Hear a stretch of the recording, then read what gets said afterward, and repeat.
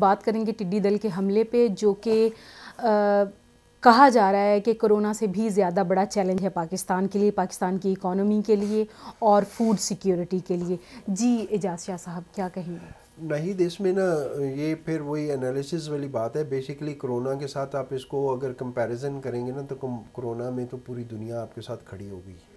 IMF نے کہا کہ ہم سپورٹ دیتے ہیں، ورلڈ بینک نے کہا، ایشین ڈیولپمنٹ بینک نے کہا، باقی سب نے کہا، لیکن ٹڈی دل جو ہے نا آپ کا اکیلے ہی مجھے لگتا ہے کہ لڑنا پڑے گا۔ اور کل میں آج صبح شاید دیکھ رہا تھا کہ 50 ڈسٹرکٹس جو ہے نا وہ اس کی لپیٹ میں ہیں پاکستان کے، بلوچستان، پنجاب، سندھ، مطلب نیم اے پلیس دیر از اے ٹڈی۔ اب اس میں پرابلم یہ ہے کہ اس کو ہم نے کیسے ڈیل کرنا ہے۔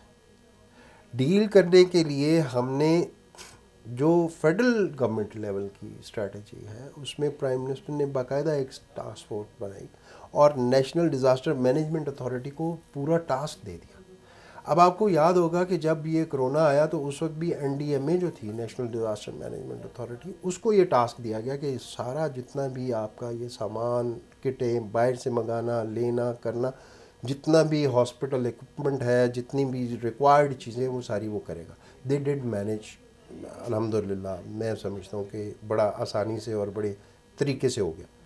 اس کی وجہ بھی ہو سکتی ہے کہ ان کے پاس ایک ٹرینڈ مین پاور ہے، ان کے پاس ریسرچ کے لیے اتنی ہے چیزیں، ایک ادارہ بنا ہی اس کام کے لیے، ڈیزاسٹر مینجمنٹ، تو انہوں نے کر لیا۔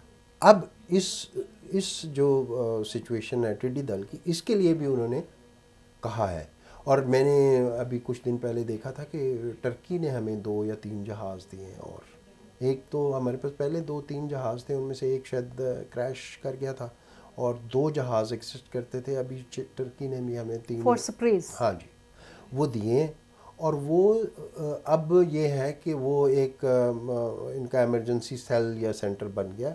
اس کا ایک مطلب جتنے بھی یہ افیکٹڈ ایریاز ہیں وہاں سے لوگ ان کو رابطہ کر کے اور ان سے ریکویسٹ کر سکتے ہیں کہ جی آپ ہمارے علاقے میں سپرے کروائیے، یا ڈسٹرکٹ ایڈمنسٹریشن بھی ان کے ساتھ رابطے میں ہے۔ تو انشاءاللہ میرا خیال ہے کہ کچھ دنوں میں یہ سچویشن بہتر ہو جائے گی۔ Sir is this for the first time کہ پاکستان کو اتنا بڑا چیلنج یہ آ رہا ہے؟ نہیں، یہ ہاں، یہ بیسیکلی نا آپ اگر جائیں چیزوں کو دیکھیں تو یہ قرآن میں تذکرہ ہے اس کا، ٹڈی دل کا، اور اگر مطلب 1400 سال 1500 سال تو یہ پرانی بات قرآن میں جب اللہ تذکرہ کر دے ٹڈی دل کا۔ میں ایک جگہ دیکھ رہا تھا کچھ چیزوں میں کہ کسی نے ایسی، میں اتھینٹسٹی نہیں کہہ سکتا لیکن میں اس کو اپنے ایمان کی بنیاد پہ میں آپ کو کہہ سکتا ہوں کہ میں اس پہ بلیو کر آیا کہ کچھ لوگوں نے مجھے بتایا کہ جی کچھ علاقے ایسے ہیں جہاں پہ ٹڈی دل آئی ہی نہیں، مطلب ایسے کر کے گزر گئی یا ایسے کر کے گزر گئی، اور وہ اس کی ریزن کیا تھی کہ وہ جو علاقے کے لوگ تھے انہوں نے یا تو اس کا زکوٰۃ اور عشر پے کیا ہوا تھا۔ یہ ہمارے ایمان کا بھی امتحان ہے، یہ ایسے نہیں ہے، ایسے نہیں ہے، ہمارے ایمان کا امتحان ہے۔ اگر ہم ان چیزوں کو آبزرو کریں، سوچیں، اگر مجھے کوئی چیز مل رہی ہے تو میں اس میں اللہ کی راہ میں نکال دوں تو کتنا کا ہے؟ رب نے کون سا کوئی اتنا، اور وہ کہتا ہے تم جتنا دو گے نا اس سے کئی گنا زیادہ میں تمہارے واپس کر دوں گا، میں اپنے پاس نہیں رکھتا۔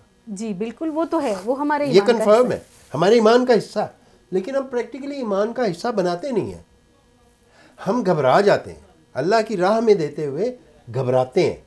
اگر ہم اللہ کی راہ میں دیتے ہوئے نہ گھبراتے تو یہ ٹڈی دل کوئی چیز ہی نہیں ہے، اور یہ وائرس بھی کوئی چیز نہیں ہے، اس لیے کہ یہ اللہ کی طرف سے وارننگز ہیں کہ اے بندے سدھر جا، تو میری طرف لوٹ آ، میری رسی کو مضبوطی سے تھام لے۔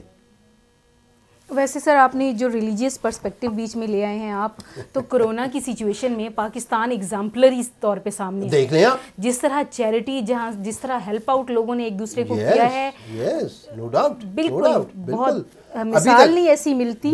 اور اس کے علاوہ آپ سے میں یہ سوال کرنا چاہ رہی تھی کہ روایتی طریقے میں جیسے نیوز میڈیا میں دیکھتی ہوں روایتی طریقوں سے ٹڈی دل کو بھگانے کی کوششیں کرتے ہیں لوگ, تو پہلے ہمیشہ سے کیا یہی رائج تھا؟ آپ کے نالج میں کیا ہے, کس طرح اس سے نجات حاصل کی جاتی رہی ہے؟ نہیں دیکھیں ناہید, اس میں نا سب سے بڑی بات یہ ہے کہ یہ جو ٹڈی دل ہے نا, اس میں جیسے جیسے انسان نے ترقی کی نا ویسے ویسے چیزیں ایجاد کرتا گیا. اب یہ ہے کہ پرانے وقتوں میں وہ لوگ پراتیں اٹھا کے کھڑکاتے تھے اور ڈھول بجاتے تھے اور اس طرح کی چیزیں حرکتیں کرتے تھے, وہ ابھی بھی اس لیے ہے نا. بیسیکلی ہم بھی تو اسی جہالت کا حصہ رہے ہیں. ہم نے آگے اپنی ترقی دیکھیں 65% آف دا اکانومی جو ہے وہ ایگریکلچر ہے جی, اور ہم نے کتنی اس پہ توجہ دی ہے آپ مجھے بتا دیجئے پچھلے 70 سالوں میں. سب سے زیادہ اگنورڈ سیکٹر ہے, یہ قدرت اللہ کی طرف سے چل رہا ہے. بالکل, آپ نے کہیں بھی ترقی نہیں کی. میں اس دن ایک جگہ پہ کھڑا حیران رہ گیا, ایک ٹھیکیدار مجھے بتا رہا تھا کہ اینٹ جو ہے اینٹ کے ایک سائیڈ پہ وہ تھوڑا سا ایک خلا سا بنا ہوتا ہے. وہ کہتا ہے کہ وہ بیسیکلی اس لیے بنا ہوتا ہے کہ وہ اینٹ ایسے رکھی جائے اور وہ خلا اوپر ہو اور اس کے اوپر سیمنٹ لگے اور دوسری اینٹ رکھی جائے. ہمارا جو مستری ہے وہ اینٹ کو اس کو الٹ رکھتا ہے, وہ خلا نیچے چلی جاتی ہے اور وہ خلا نیچے چلی جائے گی تو اس میں ہوا رہے گی, وہ سیمنٹ نہیں اندر جائے گا. دیٹ از بیسیکلی گرپ, کہ اگر آپ اس کو سیدھا رکھیں گے تو اس کے اوپر سیمنٹ لگے گی اور اوپر اینٹ آ جائے گی تو وہ گرپ بن جائے گی. ٹیکنیکل ہے نا, ٹیکنیکل ایشو. یس, وہ کیل کی طرح کام کرتے ہیں. صحیح. تو ہمارے مستری جو ہے وہ ان کی روایتاً وہ الٹی اینٹ رکھتے ہیں. تو اب آپ بتائیں مجھے کہ جہالت ہمارے اندر ہے نا, ہم نے سوچا ہی نہیں کہ کیوں ہم اس میں کیوں گروف بنی ہوئی ہے اینٹ میں. ٹیکنیکلٹیز کی طرف ہم نہیں جاتے, جو چیزیں جس طرح ہیں اس طرح ہم نے مجھے یاد ہے کہ ہمارے مطلب ہماری جو انسیسٹرل زمین تھی, تو میں نے جب یہ تعلیم شعلیم حاصل کر لی نا تو میں اپنے گاؤں گیا, میں نے اپنے مزارے کو کہا, میں نے کہا یار یہ تم جو بیج رہے ہو نا وہ بارانی زمین کچھ حصہ تھا, تو وہاں پہ نا وہ کالے چنے بیجا کرتا تھا. اس زمانے میں کالے چنے کی کوئی ویلیو ہی نہیں ہوتی تھی, بکریاں بھینسیں آ کے کھا پی جاتی تھیں اور ختم ہو جاتا تھا. میں نے اسے کہا, میں نے کہا یار تم اس کی جگہ تم کوئی درخت لگا دو یہاں پہ, اور درخت نیچرلی کچھ عرصہ اس کو پانی کی ضرورت ہوتی ہے اور اس کے بعد وہ خود ہی اپنے پیروں پہ کھڑا ہو جاتا ہے, پھر آپ کو زیادہ پانی کی ضرورت نہیں ہوتی. تو میں نے اسے کہا کہ تم اس طرح سے کر لو, جیسے وہ کہتا ہے جی کیا لگاؤں, میں نے کہا کھجور لگا لو. کہتا ہے کھجور لگاؤں گے تو سانپ آ جائیں گے. میں نے کہا سانپ کا علاج کر لینا. کھجور کا یہ فائدہ ہوگا کہ تمہارے علاقے میں وہ بکری بھینس جو تمہاری فصل کھا جاتی ہیں وہ کھجور نہیں کھائیں گی. صحیح. تو وہ لیکن لوگ جو ہے نا اس چیز کو ٹریڈیشنل اور وہ جو ہے نا پرانے زمانے کی, آپ صحیح کہہ رہے ہیں, ایگریکلچر سیکٹر میں جتنی ریسرچ کی ضرورت ہمیں تھی جتنی کیا ہوئی نہیں ہے. بالکل, جتنی بڑی ایک ہماری بیک بون ہے, بالکل ہماری اکانومی کی بیک بون ہے ایگریکلچر, اور اس پہ ریسرچ ہونی چاہیے تھی اور ابھی بھی ہونی چاہیے. اور موجودہ جو خطرہ پایا جا رہا ہے اور ہم کنفرنٹ کر رہے ہیں, اس میں ہمیں بہت روبسٹ قسم کا. مجھے چھوٹی سی بات یاد آئی, میں ملتان میں پوسٹ تھا تو وہاں پہ نا Multan is the hub of mango production.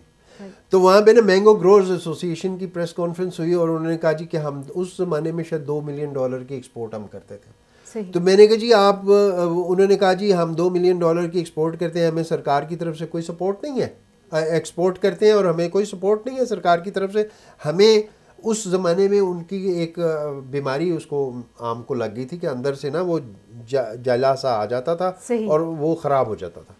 تو وہ جی ہمیں گورنمنٹ سپورٹ کرے. میں نے کہا جی آپ $2 ملین کی ایکسپورٹ کر رہے ہیں, اس میں سے چند ڈالرز آپ بچا کے رکھ لیں ایز ایسوسی ایشن اور آپ اس پہ ریسرچ کریں.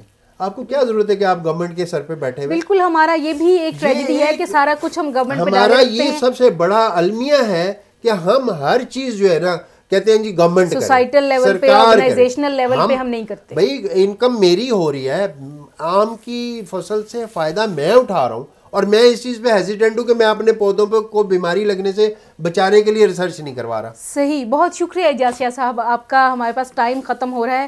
بہت اچھی گفتگو رہی اور جو نتیجہ ہے گفتگو کا وہ یہ ہے کہ اسپیشلی کرائسس مینجمنٹ میں ہمیں خود کو بھی پرو ایکٹیو ہونا پڑے گا, انڈیویجولس کو رسپانسبلٹی لینی پڑے گی, آرگنائزیشنل لیول پہ رسپانسبلٹی لینی پڑے گی. حکومت اپنی جگہ پہ جو کام کر رہی ہے وہ بھی کافی ہے, مزید بھی اس میں بہتری کی گنجائش ہے. اس کے ساتھ ہی ناہید اختر کو دیجیے اجازت. اللہ نگہبان.